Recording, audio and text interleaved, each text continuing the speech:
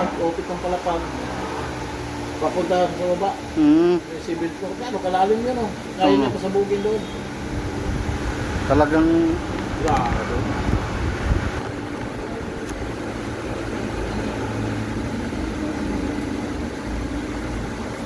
Kaya pala maraming sabog yun kasi nung una, pinapasabog muna nila yung building. Bago laglag uli. Yun na yung umuuka doon.